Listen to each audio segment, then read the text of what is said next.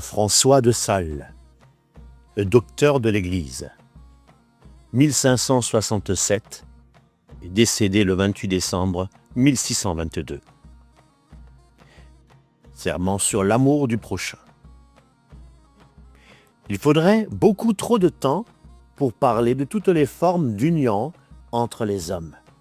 Je vais donc m'arrêter seulement sur la troisième, l'union que nous devons avoir les uns avec les autres.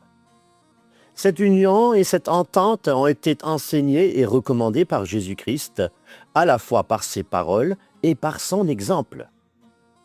Il en a parlé avec une insistance extraordinaire et avec des paroles admirables. On dirait presque qu'il a moins insisté sur l'amour que nous devons lui porter et sur l'amour envers Dieu son Père, afin de nous apprendre encore plus fortement à nous aimer les uns les autres.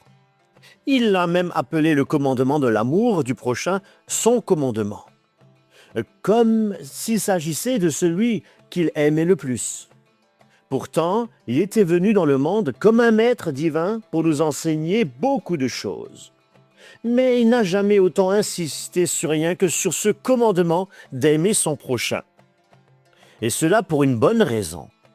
L'apôtre Jean dit clairement: « Celui qui affirme aimer Dieu, mais qui n'aime pas son prochain, est un menteur. » Et inversement, dire qu'on aime le prochain sans aimer Dieu ne correspond pas non plus à la vérité. Les deux vont ensemble. En effet, aimer Dieu sans aimer le prochain, qui est créé à son image, est impossible. Mais alors, quelle doit être cette union et cette entente entre nous? Si Jésus lui-même ne l'avait pas expliqué, personne n'aurait osé en parler avec des paroles aussi fortes. Lors de la dernière scène, après avoir montré son immense amour pour les hommes en instituant l'Eucharistie, il a prié son Père en disant: « Père, je te prie pour tous ceux que tu m'as confiés soient un. Comme toi et moi, nous sommes un. » Et pour montrer qu'il ne priait pas seulement pour les apôtres, il avait dit auparavant: « Je ne prie pas seulement pour eux, mais aussi pour tous ceux qui croiront en moi grâce à leurs paroles. » Qui aurait osé faire une comparaison aussi audacieuse et demander que nous soyons unis comme le Père, le Fils et le Saint-Esprit le sont? Cette comparaison peut sembler étonnante, car l'union des trois personnes divines est impossible à comprendre pleinement. Personne ne peut imaginer cette union parfaite et si simple. Bien sûr, nous ne pouvons pas atteindre une union égale à celle de Dieu. Les anciens pères de l'Église l'ont bien expliqué. Mais nous devons essayer de nous en approcher autant que possible, selon nos capacités. Jésus ne nous demande pas d'atteindre la même perfection que Dieu, mais de vivre une union semblable dans sa qualité. Nous aimer les uns les autres de la manière la plus pure et la plus parfaite possible. J'ai eu d'autant plus de plaisir à parler de ce sujet aujourd'hui que Paul lui aussi recommande fortement cet amour du prochain dans l'épître que nous avons entendu au culte du dimanche. Il écrit aux Éphésiens: « Bien-aimés, marchez dans l'amour les uns envers les autres, comme des enfants très aimés de Dieu. Marchez comme Jésus-Christ lui-même a marché, lui qui a donné sa vie pour nous et s'est offert à Dieu, son Père, comme un sacrifice d'amour. » Ces paroles sont très belles et méritent d'être méditées. Elles nous montrent clairement comment doit être notre amour et notre entente entre nous. En réalité, concorde et amour signifient presque la même chose. La concorde signifie l'union des cœurs, l'amour signifie l'union des affections. Paul semble ainsi expliquer ce que Jésus voulait dire lorsqu'il priait pour que nous soyons un. Jésus n'avait pas donné beaucoup de détails sur la manière de vivre concrètement cette union. L'apôtre Paul l'explique davantage en nous exhortant à marcher dans l'amour comme des enfants très aimés de Dieu. Autrement dit, Dieu, notre Père, nous a tellement aimés qu'il nous a adoptés comme ses enfants. Donc, montrez que vous êtes vraiment ses enfants en vous aimant sincèrement les uns les autres avec bonté de cœur. Paul ajoute, « Marchez comme le Seigneur a lui-même marché, lui qui a donné sa vie pour nous. » Par là, il nous montre que nous devons avancer comme des géants et non comme de petits enfants. Aimez-vous les uns les autres comme Jésus-Christ nous a aimés. Il ne nous a pas aimés à cause de nos mérites, mais simplement parce que nous avons été créés à l'image et à la ressemblance de Dieu. C'est donc cette image de Dieu en chaque personne que nous devons honorer et aimer, et non les autres choses qui peuvent se trouver en elle. Car ce qui vient seulement de nous n'est pas vraiment digne d'amour. Non seulement cela n'embellit pas cette ressemblance divine, mais souvent cela la déforme, la salit et la rend presque méconnaissable. Voilà pourquoi ce qui est mauvais chez le prochain ne doit pas être aimé, car Dieu ne le veut pas. Alors pourquoi le Seigneur a-t-il voulu que nous nous aimions autant les uns les autres? Et pourquoi a-t-il tant insisté sur ce commandement en disant qu'il est semblable au commandement d'aimer Dieu? Cela peut sembler étonnant. En effet, l'un commande d'aimer Dieu et l'autre d'aimer la créature. Dieu est infini, tandis que la créature est limitée. Dieu est la bonté même, de qui nous viennent tous les biens, alors que l'homme est souvent plein de malice et peut être la cause de beaucoup de maux. De plus, le commandement d'aimer le prochain comprend aussi l'amour des ennemis. Mon Dieu, quelle grande différence entre les objets de ces deux amours! Et pourtant, les commandements sont semblables. L'un ne peut pas exister sans l'autre. Ainsi, comme le dit l'apôtre Jean, « Si l'un grandit, l'autre grandit aussi. Et si l'un diminue, l'autre diminue également. » Un jour, Marc-Antoine acheta 2 jeunes garçons qu'un marchand lui avait présentés. À cette époque, comme cela se fait encore dans certaines régions, on vendait les enfants. Certains hommes en achetaient plusieurs et faisaient ce commerce comme on le fait avec les chevaux de nos pays. Les 2 enfants se ressemblaient tellement que le marchand fit croire à Marc-Antoine qu'ils étaient jumeaux. Leur ressemblance était si parfaite qu'il semblait impossible qu'ils ne le soient pas. En effet, lorsqu'on les voyait séparément, il était impossible de savoir lequel des deux en regardait.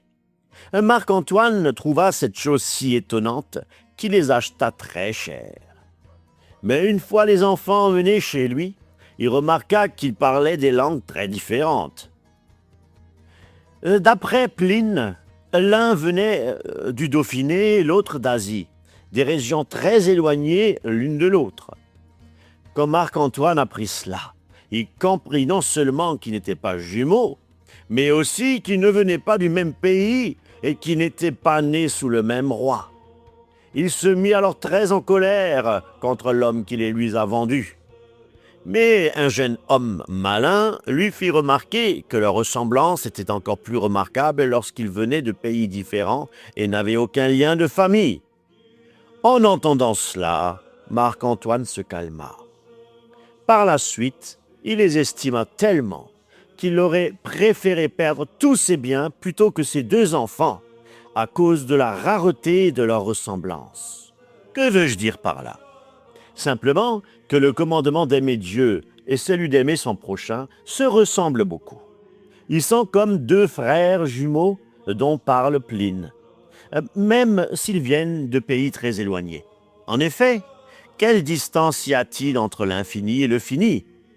Entre l'amour de Dieu qui se tourne vers un Dieu immortel et l'amour du prochain qui se tourne vers un homme mortel.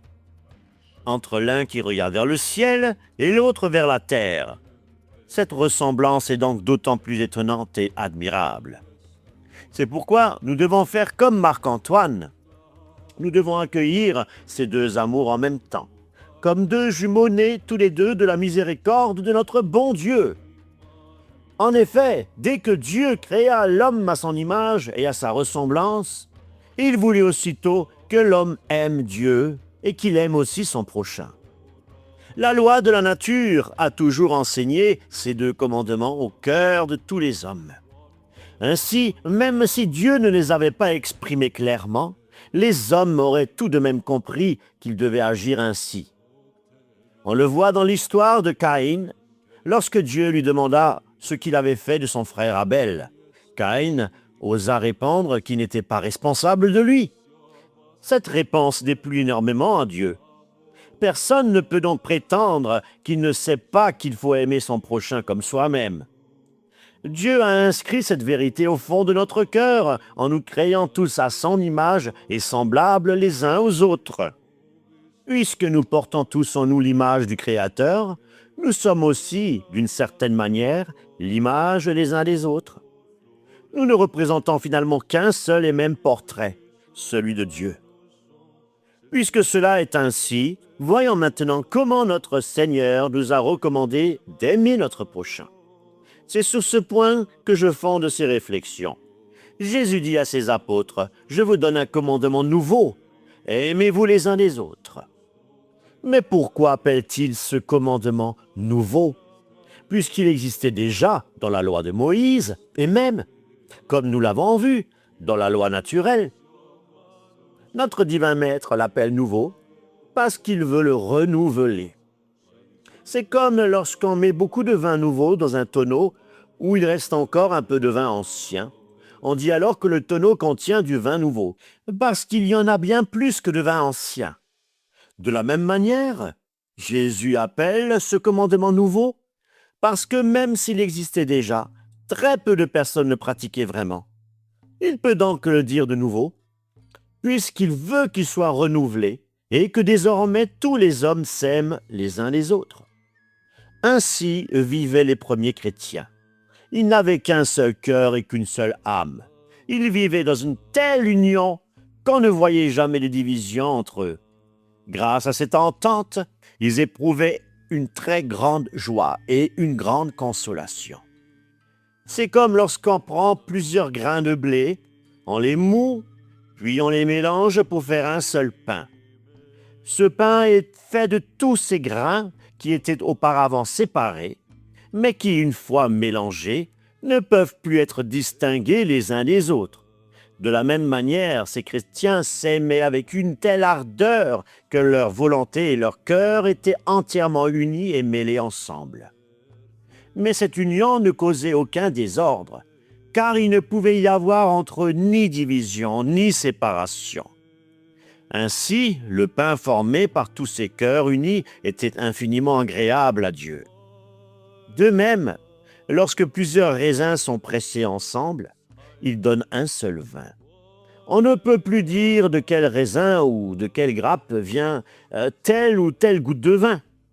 Tout est mêlé et ne forme plus qu'un seul vin, issu de nombreux raisins.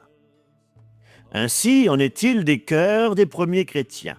Parce que la charité et l'amour régnaient en eux, ils formaient comme un seul vin composé de plusieurs cœurs, comme un vin fait de nombreux raisins. Et ce qui créait une si grande union entre eux, mes chères âmes, n'était rien d'autre que la très sainte communion. Mais lorsque cette communion a commencé à disparaître ou à devenir plus rare, l'amour entre les chrétiens s'est refroidi et a beaucoup perdu de sa force et de sa douceur. Deuxième partie, l'amour du prochain, le commandement nouveau. Le commandement d'aimer son prochain est appelé nouveau pour la raison que nous venons de dire. Jésus est venu le renouveler. Il a montré qu'il voulait qu'on l'observe mieux qu'auparavant. Il est aussi nouveau parce que Jésus l'a comme fait revivre. On peut comparer cela à un homme que l'on appelle nouveau quand il revient à la vie après être mort. En effet, ce commandement était tellement négligé parmi les hommes qu'on aurait pu croire qu'il n'avait jamais été donné. Très peu de personnes s'en souvenaient, et encore moins le mettez en pratique. C'est pourquoi Jésus l'a redonné aux hommes. Il veut donc qu'il soit pratiqué fidèlement et avec ardeur, comme s'il s'agissait d'un commandement tout nouveau. Ce commandement est encore nouveau à cause des nouvelles raisons que nous avons de l'observer. Quelles sont ces raisons que Jésus-Christ a apportées au monde pour nous encourager à suivre ce précepte divin? Elles sont grandes. En effet, Jésus lui-même est venu nous l'enseigner, non seulement par ses paroles, mais surtout par son exemple. Ce divin et très aimable Maître n'a jamais voulu nous apprendre quelque chose sans l'avoir d'abord fait lui-même devant nous. Il ne nous a donné aucun commandement sans l'avoir observé le premier. Ainsi, avant même de renouveler le commandement d'aimer le prochain, il nous a aimés et il nous a montré par son exemple comment nous devions aimer. De cette manière, personne ne peut dire que c'est impossible. Il s'est même donné à nous dans le très saint sacrement. Puis il nous a dit « Aimez-vous les uns les autres comme je vous ai aimés ». Les hommes de l'ancienne loi sont condamnés s'ils n'ont pas aimé leur prochain, car la loi naturelle ou la loi de Moïse les y obligeait déjà. Mais les chrétiens, qui, après l'exemple que Jésus nous a laissé, ne s'aiment pas les uns les autres et n'observent pas ce commandement de charité, seront condamnés bien plus sévèrement encore. Les hommes d'autrefois, c'est-à-dire ceux qui vivaient avant la venue de notre Seigneur, peuvent avoir quelques excuses. On savait déjà à cette époque que le Seigneur viendrait un jour unir à la nature humaine, à la nature divine et réparer, par sa mort et sa passion, l'image de Dieu présente en nous. Mais cette connaissance était réservée à quelques grandes figures comme les patriarches et les prophètes. La plupart des autres hommes l'ignorent presque totalement. Mais aujourd'hui, nous savons non seulement qu'il devait venir, mais qu'il est réellement venu. Nous savons aussi qu'il nous a demandé de nouveau d'avoir un amour sincère les uns pour les autres. Alors, combien serions-nous coupables si nous n'aimions pas notre prochain? Faut-il donc s'étonner que ce bien-aimé de nos âmes veuille que nous nous aimions comme il nous a aimés? En effet, il nous a tellement rétablis dans la ressemblance parfaite que nous avions avec lui qu'il semble qu'il n'y ait presque plus de différence. Avant la venue du Sauveur, l'image de Dieu en nous était encore très éloignée de la véritable ressemblance avec celui que nous représentons. Car après tout, quelle comparaison peut-il y avoir entre Dieu et la créature? Cette image ressemblait à un portrait très pâle et effacé.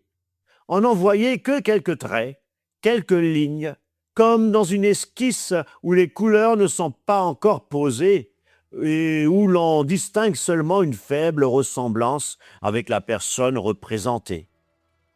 Mais lorsque le Seigneur est venu dans le monde, il a élevé notre nature bien au-dessus de celle des anges, des chérubins et de tout ce qui n'est pas Dieu.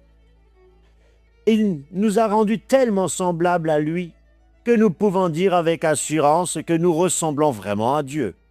Lui qui s'est fait homme a pris notre ressemblance et nous a donné la sienne. Alors combien devons-nous élever notre cœur et vivre à la hauteur de ce que nous sommes? Nous devons imiter autant que possible celui qui est venu nous montrer comment vivre afin de garder en nous cette beauté et cette ressemblance divine qu'il a si pleinement restaurée. Alors dites-moi, quel genre d'amour devrions-nous avoir les uns pour les autres, puisque notre Seigneur nous a tous créés égaux et à son image, sans en exclure personne? Nous devons toujours nous rappeler qu'il ne faut pas aimer notre prochain pour des choses qui vont à l'encontre de cette ressemblance divine ou qui pourraient ternir ce portrait sacré. Mais en dehors de cela, ne devrions-nous pas, chers amis, aimer profondément celui qui nous reflète si bien la personne de notre Maître? N'est-ce pas une raison évidente pour nous aimer avec un amour très intense? Quand nous voyons notre prochain, ne devrions-nous pas agir comme le bon Raguel lorsqu'il rencontra le jeune Tobie. Ce jeune homme, obéissant à son père, rencontra Raguel qui s'exclama à sa femme. « Mon Dieu, ce jeune homme ressemble tellement à notre cousin Tobie. » Puis il lui demanda d'où il venait et s'il connaissait Tobie. L'ange qui l'accompagnait répondit « Ce jeune homme est son fils. Vous pouvez imaginer notre joie. » Alors Raguel, tout heureux, l'embrassa, le caressa tendrement et lui dit « Mon enfant, tu es le fils d'un bon père et tu ressembles à un grand homme de bien. » Puis il l'accueillit chez lui et le traita merveilleusement par affection pour son cousin Tobie. Alors, ne devrions-nous pas agir de la même manière quand nous rencontrons nos frères et sœurs? Ne devrions-nous pas leur dire « Vous ressemblez à un grand homme de bien, car vous me rappelez mon Sauveur et mon Maître » ? Et en étant sûrs que nous reconnaissons chacun la ressemblance avec le Créateur et que nous sommes ses enfants, quelle marque de tendresse et d'affection ne devrions-nous pas nous échanger? En fait, combien devrions-nous accueillir avec amour notre prochain, en honorant en lui cette ressemblance divine et en renforçant sans cesse ces doux liens de charité qui nous unissent les uns aux autres. Marchons donc sur le chemin de l'amour fraternel, comme le saint apôtre nous le recommande dans l'épître d'aujourd'hui.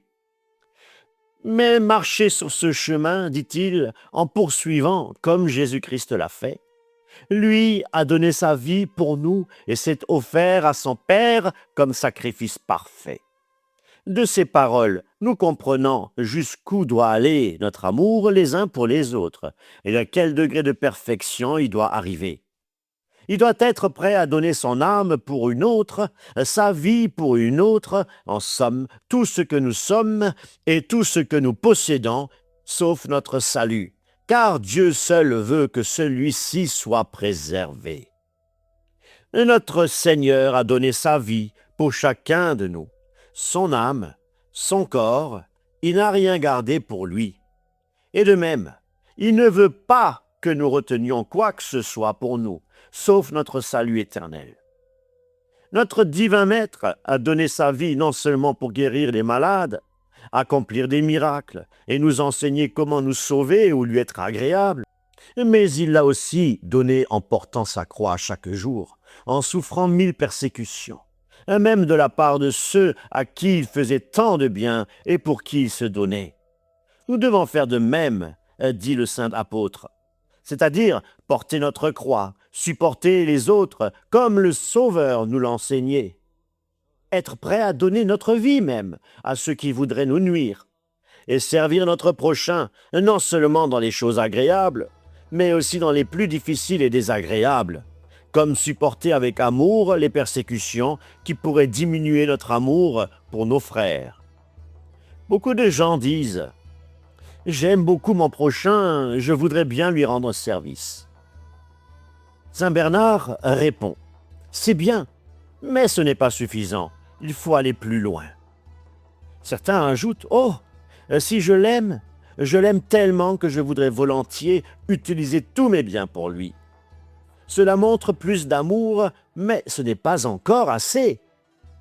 D'autres disent « Oh, je l'aime tellement que je serais prêt à me donner moi-même pour lui et à faire tout ce qu'il voudrait. » Voilà un très bon signe d'amour, mais il est possible d'aller encore plus loin. L'apôtre Paul nous montre un amour encore plus grand quand il dit « Soyez mes imitateurs comme je le suis de Jésus-Christ. » Dans une de ses lettres à ses disciples, il écrit « Je suis prêt à donner ma vie pour vous et à me mettre totalement à votre service, sans rien garder pour moi, pour vous montrer combien je vous aime. Je suis même prêt à me laisser utiliser par vous, pour vous ou à travers vous, dans tout ce que vous voudriez. » Ainsi, l'apôtre Paul nous apprend que le vrai amour ne consiste pas seulement à donner, même sa vie, mais aussi à se laisser entièrement utiliser pour le bien des autres, selon leurs besoins et leurs désirs. C'est ce que notre doux Sauveur nous a appris. Lui qui avait travaillé toute sa vie pour notre salut, notre rédemption, s'est laissé ensuite utiliser pour achever cette rédemption et nous donner la vie éternelle. Il s'est laissé clouer à la croix pour ceux-mêmes pour qui il mourait. Toute sa vie, il avait agi de même, mais à sa mort, il s'est laissé conduire et faire ce qu'on voulait. Non pas par ses amis, mais par ses ennemis qui le tuaient avec une haine extrême. Pourtant, il ne s'est pas rebellé ni excusé. Il suivait simplement la volonté de son Père céleste, qui voulait qu'il meure pour les hommes. Il s'y est soumis avec un amour immense, plus digne d'adoration qu'on ne peut l'imaginer ou le comprendre. C'est à ce niveau d'amour et de perfection que sont appelés tous ceux qui se consacrent au service de Dieu.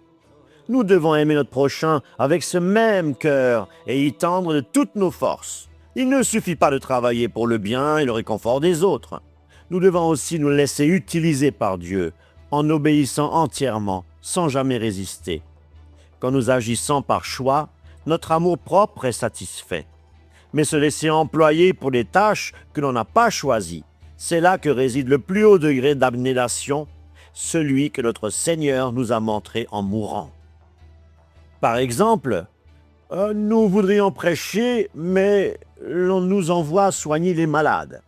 Nous voudrions prier pour les autres, mais l'on nous envoie servir le prochain. Tout ce que l'on nous fait faire, si cela n'est pas contraire à Dieu et ne lui déplaît pas, vaut toujours beaucoup plus que ce que nous faisons par nous-mêmes ou par choix. L'apôtre Paul dit « Aimez-vous les uns les autres comme notre Seigneur nous a aimés. » Jésus s'est offert en sacrifice. Sur la croix, il a versé jusqu'à la dernière goutte de son sang, comme pour créer un ciment sacré destiné à unir toutes les pierres de son Église, c'est-à-dire les fidèles. Il voulait que nous soyons si solidement unis qu'aucune division ne puisse jamais nous séparer, car il craignait que cela nous cause un mal éternel. Quelle raison puissante pour nous aimer et suivre ce commandement! Nous avons aussi été arrosés de ce sang précieux, comme d'un ciment sacré, pour que nos cœurs restent attachés les uns aux autres. Quelle grandeur dans la bonté de Dieu! Notre Seigneur s'est offert à Dieu, son Père, comme une offrande agréable. Quelle merveilleuse odeur divine a-t-il fait monter jusqu'au ciel lorsqu'il a institué le très saint sacrement de l'autel? Il nous a montré là l'immensité de son amour. C'est un parfum incomparable, celui de l'acte parfait par lequel il s'est donné à nous, même si nous étions ses ennemis et que nous l'avons fait mourir.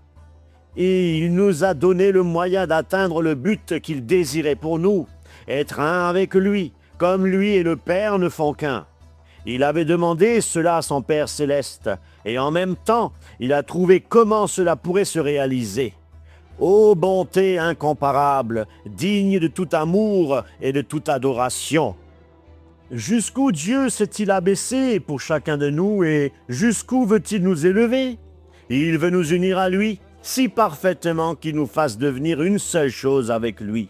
C'est ce que notre Seigneur a voulu, pour nous montrer que, puisque nous avons tous été aimés par le même amour avec lequel il nous embrasse dans le sein,